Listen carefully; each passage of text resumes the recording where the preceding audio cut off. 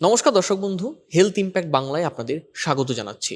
আপনারা দেখছেন doctor online, supported by Narayana hospital Howrah, Narayana hospital Chunabhati. আজকের পর্বে আমরা একটি গুরুত্বপূর্ণ বিষয় নিয়ে আলোচনা করব, রেডিয়েশন থেরাপি। কেন ক্যান্সারের আধুনিক চিকিৎসায় রেডিয়েশন থেরাপি এতটা গুরুত্বপূর্ণ হয়ে উঠেছে? রেডিয়েশন থেরাপি নিয়ে নানা মিথ এবং ভুল ধারণাও ছড়িয়ে ছিটিয়ে রয়েছে। অনেকেই জানতে চান, রেডিয়েশন দিলে কি শরীর পুড়ে যায়, ক্যান্সার কি আরও বেড়ে যায়, চুল পড়ে যায়, কিংবা আবার অনেকে জানতে চান রেডিয়েশন থেরাপির সাইড এফেক্ট কি অন্য সব চিকিৎসার থেকে কম, ইত্যাদি নানা প্রশ্ন, নানা ভুল ধারণা, নানা মিথ, সব কিছু নিয়ে আজকের পর্বে আমরা আলোচনা করব। আমাদের সঙ্গে রয়েছেন হাওড়া নারায়ণা হসপিটালের রেডিয়েশন অঙ্কোলজি বিভাগের প্রধান ডক্টর সুমন মল্লিক। আমি স্যারের কাছে যাব। আপনাদের অনেকগুলো প্রশ্ন রয়েছে, তার আগে বলি আমাদের চ্যানেলে যারা নতুন এসেছেন চ্যানেলটিকে অবশ্যই সাবস্ক্রাইব করুন। ভিডিওটি ভালো লাগলে লাইক করবেন, কোনো প্রশ্ন বা মতামত থাকলে নিচে কমেন্ট বক্সে লিখবেন এবং শেয়ার করবেন। আপনাদের জানিয়ে রাখি, প্রতি মাসের প্রথম এবং তৃতীয় শনিবার নতুন নতুন পর্ব নিয়ে আসব ডক্টর অনলাইন অনুষ্ঠানে, এবং প্রতি মাসের দ্বিতীয় এবং চতুর্থ শনিবার আমরা কিন্তু ইউটিউব লাইভ করব, যেখানে কিন্তু আমাদের চ্যানেলে আপনারা সরাসরি প্রশ্ন করতে পারবেন আপনাদের প্রিয় ডাক্তারবাবুকে, জানতে পারবেন নানা সমস্যার উত্তর। আসুন আজকের আলোচনা শুরু করি। স্যার, আপনাকে স্বাগত জানাচ্ছি হেলথ ইম্প্যাক্ট বাংলায়। নমস্কার, আমি ডক্টর সুমন মল্লিক, রেডিয়েশন বিভাগ, নারায়ণা হসপিটালের প্রধান এবং এই হসপিটালের ক্লিনিক্যাল ডিরেক্টর। স্যার, শুরুতে আমরা যেটা জানতে চাইবো যে ক্যান্সার চিকিৎসায় রেডিয়েশন থেরাপির মূল ভূমিকাটা ঠিক কী? রেডিয়েশন থেরাপি বা রেডিয়েশন ক্যান্সার চিকিৎসার একটা মূল স্তম্ভ। মানে আমরা ক্যান্সার চিকিৎসার যদি স্তম্ভগুলোকে দেখি, তার মধ্যে একটা সার্জারি আছে, কিমোথেরাপি আছে আর রেডিওথেরাপি, এই তিনটে মূল স্তম্ভ। এই তিনটে কখনো ইন কম্বিনেশন লাগে, একটার সঙ্গে আর একটা লাগে, কখনো কখনো কোনো একটা দিয়েও চিকিৎসা করা যায়। কিছু কিছু ক্যান্সার আছে যেটা রেডিয়েশনের দ্বারা সম্পূর্ণরূপে নির্মূল হওয়া সম্ভব, তার জন্য সার্জারি বা কিমোথেরাপিরও কোনো প্রয়োজন হয় না। তো কোন ক্যান্সারে কী চিকিৎসা লাগবে সেইটা আন্তর্জাতিকভাবে এটা নির্ণয় করা হয়েছে বেসড অন যেগুলো আমাদের রিসার্চ হয়েছে তার উপরে, এবং এগুলো পুরোপুরি স্ট্যান্ডার্ডাইজড। একটা ক্যান্সারের এই স্টেজে এই চিকিৎসা হবে, এটা সারা বিশ্বে এক, এবং সেটাই আমরা ফলো করে থাকি। স্যার, এবার একটু জানতে চাইবো যে কোন কোন ক্যান্সারের ক্ষেত্রে রেডিয়েশন একেবারে প্রথম চয়েস চিকিৎসকদের? বেশ কিছু ক্যান্সার আছে যেগুলো কেবলমাত্র রেডিওথেরাপি দিয়ে সম্পূর্ণভাবে নির্মূল করা সম্ভব।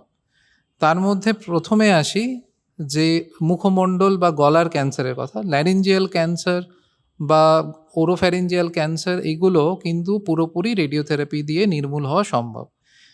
এবার রেডিওথেরাপির সঙ্গে কিমোথেরাপি লাগবে কিনা সেটা নির্ভর করে স্টেজের ওপর। যেমন হায়ার স্টেজ হলে তখন রেডিয়েশনের সঙ্গে কিমোথেরাপি অ্যাড করতে হয়। যদি ইনিশিয়াল স্টেজ থাকে, কেবলমাত্র রেডিওথেরাপিতেই এটা পুরোপুরি সেরে যেতে পারে। লাং ক্যান্সার আর্লি স্টেজে রেডিওথেরাপি দিয়ে পুরোপুরি সারানো সম্ভব।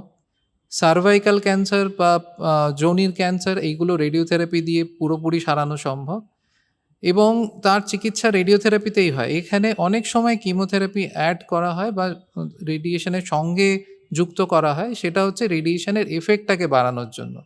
তো এই ক্ষেত্রে মূল চিকিৎসা হচ্ছে কিন্তু রেডিওথেরাপি, এবং সেক্ষেত্রে পেশেন্ট কিন্তু সম্পূর্ণভাবে সুস্থ হতে পারে। স্যার, এই রেডিয়েশন নিয়ে আমরা যখন আলোচনা করছি, অবধারিতভাবে একটা প্রশ্ন আসে দর্শক বন্ধুরা, অনেক সময় অনেকে প্রশ্ন করেন যে রেডিয়েশন কি শরীর পুড়িয়ে দেয়, মানে তাহলে তো ক্যান্সার আরও বেড়ে যাবে। তো এই যে একটা মিথ ছড়িয়ে রয়েছে, সেটা সম্পর্কে আপনি যদি একটু জানান। হ্যাঁ, এই ভুল ধারণা বা ভয় তো পেশেন্টদের মধ্যে আছে। রেডিওথেরাপি যেটা করে, এটা কিন্তু কোনো পোড়ায় না বা শরীরের তাপমাত্রা বৃদ্ধি করে না বা এটা কোনো জায়গাকে জ্বালিয়ে দেয় না। এটা মূলত যেটা করে, আমাদের শরীরের সেলের মধ্যে যে জল আছে, সেই জলটাকে ও হাইড্রক্সিল এবং হাইড্রোজেন আয়নে ভাগ করে দেয়। এই হাইড্রক্সিল আয়নগুলোকে আমরা বলি ফ্রি র্যাডিক্যাল। এগুলো কি করে, এইগুলো যে ক্যান্সার সেলের যে ডিএনএগুলো আছে, সেই ডিএনএগুলোকে এরা ড্যামেজ করে দেয়। তার ফলে ক্যান্সার সেলের মৃত্যু বা সেটার যেটাকে বলে অ্যাপোপ্টোসিস বা ক্ষয়, সেই জিনিসটা হয়। এবার আপনি প্রশ্ন করতে পারেন যে ক্যান্সার সেলের যদি মৃত্যু হচ্ছে, তাহলে আমাদের শরীরের নর্মাল সেলেরও তো মৃত্যু হতে পারে। এটাই একটা মজা, মানে রেডিয়েশনটা যখন দেওয়া হয় তখন এমন একটা ডোজ এবং এমন একটা শিডিউলে দেওয়া হয়, সেগুলো কেবলমাত্র কাজ করে হচ্ছে যে কোষগুলো তাড়াতাড়ি বাড়ছে বা র্যাপিডলি প্রলিফারেটিং সেলগুলোর মধ্যে। এবার আমাদের শরীরের যদি সব সেলগুলো দেখা যায়, তার মধ্যে ক্যান্সার সেল হচ্ছে সবথেকে র্যাপিডলি বাড়ে।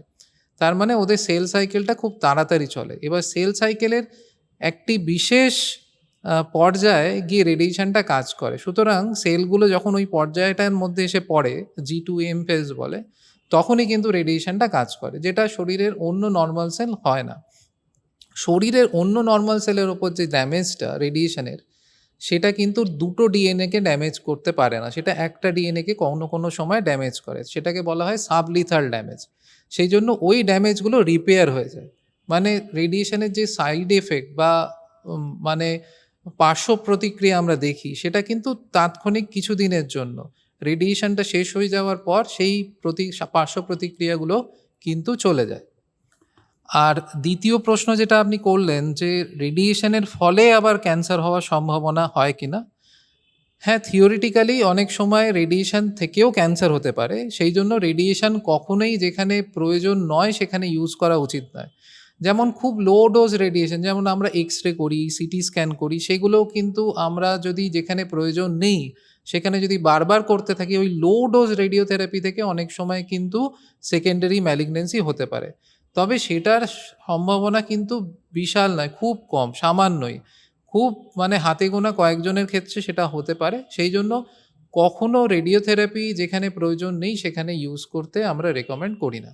স্যার একটা প্রশ্ন এখানে করার যে যদি স্টেজ কম থাকে ক্যান্সারের, সেক্ষেত্রে কি রেডিয়েশনের কার্যকারিতা বেশি? বা যদি স্টেজ বেড়ে যায়, অনেক ক্ষেত্রে বলা হয় যে এখন তো আর রেডিয়েশন দিয়ে লাভ নেই। এই বিষয়টা সম্পর্কে একটা স্পষ্ট ধারণা দরকার। আপনি যদি একটু বলেন। হ্যাঁ, কোন স্টেজে রেডিয়েশন কাজ করবে বা করবে না সেটা কিন্তু শুধু কেবলমাত্র স্টেজ শুধু নয়, কোন অঙ্গের অসুখ তার উপর নির্ভর করে।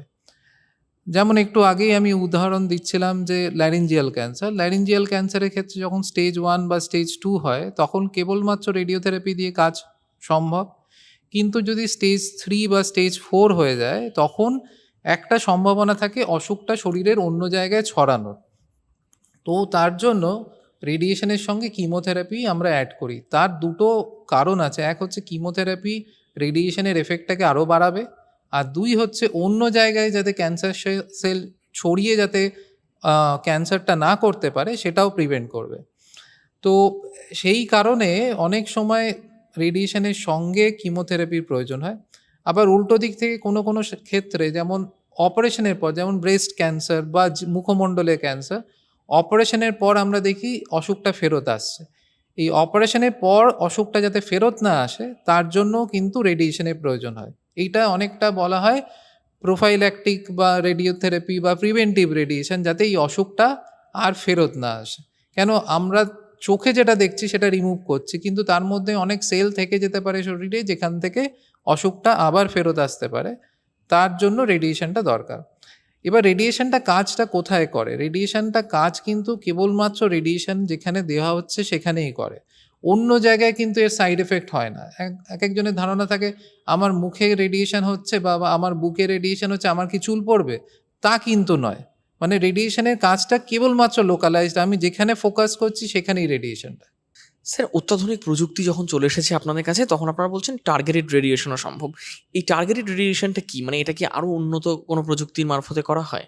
হ্যাঁ, টার্গেটেড রেডিওথেরাপি বিষয়টা হচ্ছে, মানে এটাকে আমরা রেডিয়েশনের ভাষায় বলি কনফর্মাল রেডিওথেরাপি। কনফর্মাল রেডিওথেরাপি মানে আগে কি হতো? আগে মানে ধরে রাখুন যুদ্ধের সময় আমরা যদি বোঝাই, আগে আমরা কিন্তু কোনো একটা যুদ্ধের সময় কোনো টার্গেটকে আমরা ওভাবে ফিক্স করতে পারতাম না। আমরা কার্পেট বম্বিং করতাম। তাতে কি হতো? যেটা টার্গেট করছি সেখানটা তো নষ্ট হচ্ছেই, তার আশেপাশের অনেকটা জায়গা বা কোল্যাটারাল ড্যামেজ হতো। কিন্তু এক্ষেত্রে এখনকার রেডিওথেরাপির যে মেশিনগুলো হয়েছে বা অত্যাধুনিক প্রযুক্তিতে কি হয়েছে, সেক্ষেত্রে অনেক কনফর্মাল, মানে আমি কেবলমাত্র যে অর্গানটা ট্রিট করতে চাইছি বা যে অর্গানের যে অংশটুকু ট্রিট করতে চাইছি, সেইটুকুতেই ফোকাস করে রেডিওথেরাপি দেওয়া সম্ভব। তার আশেপাশের যে অর্গানগুলো আছে তাতে কিন্তু রেডিওথেরাপি পড়বে না। তার ক্ষেত্রে দুটো লাভ হয়। একটা লাভ হচ্ছে, যেহেতু আশেপাশের অঙ্গে রেডিয়েশন যাচ্ছে না, তার সাইড এফেক্ট হওয়ার সম্ভাবনা কম। আর ২, সাইড এফেক্টটা কম বলে আমি চাইলে রেডিওথেরাপির ডোজটা আরেকটু বাড়াতে পারি এবং সেই স্কোপটা আমার আছে, এবং তার ফলে কিছু ক্যান্সারের ক্ষেত্রে আমরা দেখি রেডিওথেরাপি থেকে অসুখ সারার যে আগে আমাদের স্ট্যাটিস্টিক্স ছিল, বর্তমানে আমরা যে হায়ার ডোজ অফ রেডিওথেরাপি দিচ্ছি তাতে অসুখ সারার সম্ভাবনাটা অনেক বাড়ছে। যেমন প্রস্টেট ক্যান্সার, আমাদের বয়স্ক পুরুষদের বেশিরভাগ ক্ষেত্রে প্রস্টেট ক্যান্সার হয় এবং এই প্রস্টেট ক্যান্সার কিন্তু কিউরেবল এবং কেবলমাত্র রেডিওথেরাপি করে এই প্রস্টেট ক্যান্সার পুরোপুরি সারিয়ে ফেলা সম্ভব এবং without any significant side effect বা পার্শ্ব প্রতিক্রিয়া ছাড়াই। এইটা সম্ভব হয়েছে যে অত্যাধুনিক প্রযুক্তির ফলে। স্যার তাহলে এবার একটু আমরা জানবো যে রেডিয়েশনের সাইড এফেক্টগুলো সম্পর্কে। অনেকে বলেন যে ত্বক পুড়ে যায় বা কালো হয়ে যায়, চুল পড়ে যায়, শরীর অত্যাধিক দুর্বল হয়ে যায়, ইত্যাদি নানা ধারণা ছড়িয়ে রয়েছে। আপনি একটু স্পষ্ট করে বলুন যে রেডিয়েশন থেরাপির সাইড এফেক্টগুলো আসলে সত্যিই কী কী দেখা দেয়? ত্বক পুড়ে যায় যেটা বলছেন সেটা মানে কিছু কিছু ক্ষেত্রে, যেমন ধরুন যখন আমাদের টিউমারটা বা আমার যে টার্গেটটা যেখানে রেডিয়েশনটা দিচ্ছি সেটা যদি আমাদের স্কিনের খুব কাছে থাকে তাহলে স্কিনে একটা পার্শ্ব প্রতিক্রিয়া হয় যেটাকে বলি আমরা রেডিয়েশন ডার্মাটাইটিস। রেডিয়েশন ডার্মাটাইটিসটা আর কিছুই না, আমাদের স্কিনের যে সেলগুলো থাকে সেগুলোর একটা টেম্পোরারি ড্যামেজ হওয়ার জন্য একটা কালচে ভাব হয়। এই কালচে ভাবটা আর কিছুই নয়, আমাদের নিয়ত প্রতিদিন আমাদের কিন্তু স্কিনের কিছুটা অংশ আমাদের ক্ষয় হয়ে যায়, আমরা অনেক সময় সেটাকে ময়লা বলে ভাবি, বা চান করার সময়ও স্কিন কিছুটা উঠে যায়, আবার নতুন স্কিন তৈরি হয়। এবার রেডিয়েশন যখন দেওয়া হয়, যে এরিয়াটায় রেডিয়েশনটা দেওয়া হচ্ছে সেই জায়গাটায় অনেক সময় স্কিনের এই রকম একটু আগে যেটা বলছিলাম অ্যাপোপ্টোসিস বা কিছু, স্কিনটা ওই জায়গাটা আস্তে আস্তে চলে যায় এবং সেটা রিপ্লেস করে নতুন স্কিন।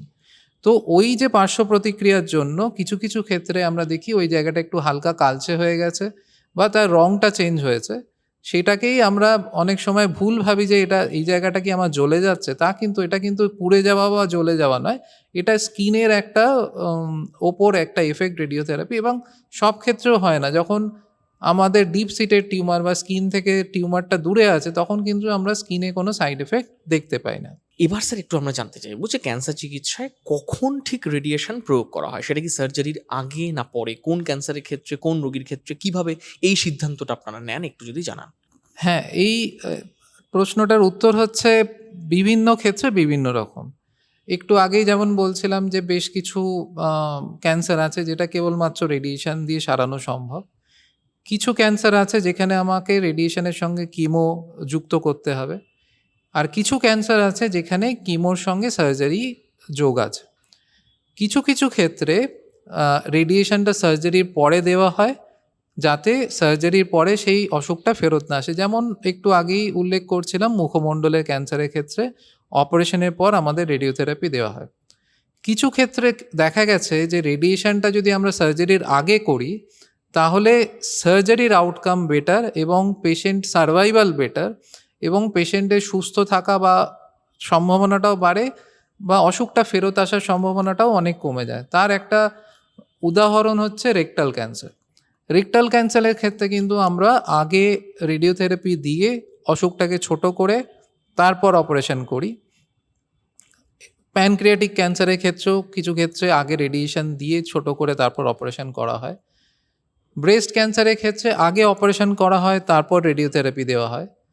এরকম এক একটা ক্যান্সারে এক এক রকম অ্যাপ্রোচ আছে এবং কার ক্ষেত্রে কি করা হবে সেটা কিন্তু এটা কারোর একার ডিসিশন নয়। ক্যান্সার চিকিৎসাটা হচ্ছে কিন্তু একটা টিম গেম, মানে আমাদের একটা এন্টায়ার টিম, আমরা একজন পেশেন্টকে অ্যাসেস করি। সাধারণত এই অ্যাসেসমেন্টটা আমরা আমাদের মাল্টিডিসিপ্লিনারি ক্লিনিকে করি। সেখানে রেডিওলজিস্ট থাকেন, প্যাথোলজিস্ট থাকেন, সার্জন থাকেন, রেডিয়েশন অঙ্কোলজিস্ট থাকি আমরা এবং মেডিকেল অঙ্কোলজিস্ট থাকেন। সেখানে নির্ণয় করা হয় যে একজন পেশেন্টকে কিভাবে চিকিৎসা করা হবে। কেন এরকম নয় একজন পেশেন্টকে আমি যেহেতু সার্জন, আমার কাছে সার্জারি করতে আমার কাছে এসছেন মানে আমাকে অপারেশন করতে হবে, বা আমি রেডিওথেরাপি করি মানে আমাকে রেডিয়েশন করতে হবে, তা নয়। এই নির্ণয় করাটা এই জন্য খুব জরুরি, কেন কোনো ক্ষেত্রে যদি আমার প্রথম পদক্ষেপটা ভুল হয় এটা কিন্তু পরে শোধরানো কিন্তু মুশকিল। তো শুরু থেকেই এই প্ল্যানটা ক্লিয়ার হওয়া দরকার, কার ক্ষেত্রে কি হবে বেসড অন তার কোথাকার অসুখ, কী স্টেজ, এবং পেশেন্টদেরও এটা জানাটা দরকার তার এন্টায়ার রাস্তা বা পাথ, তার সেই যে পথে চলবে সেই পথটা কী, এবং আমরা এটাও ধারণা দিয়ে থাকি যে এই পথটা চলতে গেলে তার কত খরচ হতে পারে বা তার কত দিন সময় লাগতে পারে। কেন এটা তো কেবলমাত্র চিকিৎসা নেওয়াটুকু না, তার অনেক কেউ হয়তো চাকরি করেন, তাকে সেরকমভাবে ছুটি নেওয়া, তার বাড়ির লোকেরা আছেন তারা কিভাবে ছুটি নেবেন বা তার সাপোর্টটা কিভাবে নেবেন। তো এটা একটা এন্টায়ার বড় প্ল্যানিং আর কি, মানে এটা স্ন্যাপশট বললে ভুল হবে, এটা একটা মানে আমাদের জার্নি আর কি বলা যেতে পারে। এবার স্যার একটু জানতে চাইবো যে রেডিয়েশনের সঙ্গে কেমো কোন ক্ষেত্রে দেওয়া হয় বা কেমোর সঙ্গে রেডিয়েশন কোন ক্ষেত্রে দেওয়া হয়? কারণ কেমো খুব যন্ত্রণাদায়ক একটা পদ্ধতি, রেডিয়েশন তুলনামূলক কম। তো সেক্ষেত্রে কোন ক্যান্সারের ক্ষেত্রে এটা আপনারা এই সিদ্ধান্তটা নিয়ে থাকেন যে কেমোর সঙ্গে রেডিয়েশন বা রেডিয়েশনের সঙ্গে কেমো? হ্যাঁ, এই আ এ সাধারণত মানে হায়ার স্টেজ টিউমার, মানে ধরুন যখন স্টেজ 3 বা স্টেজ 4 ক্যান্সারে সাধারণত ৪ টে স্টেজ হয় বেশিরভাগ ক্যান্সারে, এবং ৩ বা ৪ নম্বর ক্ষেত্রে আমাদের ওই রেডিয়েশন এবং কিমোর কম্বিনেশনে দরকার পড়ে। এই কম্বিনেশনটা সাধারণত যেটা হয় তাকে আমরা বলি কনকারেন্ট কেমো রেডিয়েশন। এই কনকারেন্ট কেমো রেডিয়েশনের মূল উদ্দেশ্য হচ্ছে রেডিয়েশনের এফেক্টটাকে বাড়ানো। আর যখন কিমো এবং রেডিয়েশন একসঙ্গে না দিয়ে পরপর দেওয়া হয়, ধরুন কিমো পুরোটা করা হলো তারপর রেডিয়েশন দেওয়া হলো, তাকে বলা হয় sequential radiation, কিমো radiotherapy, sequential কিমো radiotherapy. সেক্ষেত্রে দুটোর কিন্তু উদ্দেশ্য আলাদা। সেক্ষেত্রে সিকোয়েন্সিয়াল কেমো রেডিওথেরাপি, কিমো কাজ করছে সারা বডিতে, যাতে অন্য কোথাও অসুখটা না ছড়ায় বা বডিতে যেখানে ছড়িয়ে থাকে, ছড়িয়েছে সেটাকে কন্ট্রোল করা। আর রেডিয়েশন কাজ করছে লোকালাইজ, যে জায়গায় অসুখটা, মূল অসুখটা আছে সেটাকে কন্ট্রোল করা। মানে এটা আমার দুটো আর্মামেন্টেরিয়াম একসঙ্গে আমি ইউজ করছি। আর যেখানে আমি রেডিয়েশন আর কিমোটা একসাথে ইউজ করছি, সেখানে কিমোর কাজটা হচ্ছে মূলত রেডিয়েশনের এফেক্টটাকে বাড়ানো, যাতে রেডিয়েশনটা বেটার কাজ করে। এবার হ্যাঁ, একটা জিনিস তো মানতেই হবে, যখন আমি একটা দিচ্ছি তার যা সাইড এফেক্ট, যখন আমি দুটোকে কম্বাইন করছি ন্যাচারালি তার সাইড এফেক্টটা একটু বেশি হবে। এবং বর্তমানে কিমোথেরাপি এবং রেডিওথেরাপির যে সাইড এফেক্টগুলো এখন এতটাই কমে গেছে, কিমো কিমোথেরাপির ক্ষেত্রে বিশেষভাবে যে সাপোর্টিভ ড্রাগগুলো আমাদের এত অ্যাভেলেবল হয়ে গেছে যে এই পার্শ্ব প্রতিক্রিয়া অনেকটাই কমানো কিন্তু আমাদের সম্ভব হয়েছে এই ওষুধগুলোর জন্য। তো এখন পেশেন্টরা একদম ১ বছরের বাচ্চা থেকে ৮০ বছরের বয়স্ক মানুষ, তারা কিন্তু এইটা সহজেই নিতে পারেন। স্যার এবার আমরা একটু জানতে চাইবো যে রোগীর জীবনমান বা কোয়ালিটি অফ লাইফ নিয়ে তো আমরা আলোচনা করি।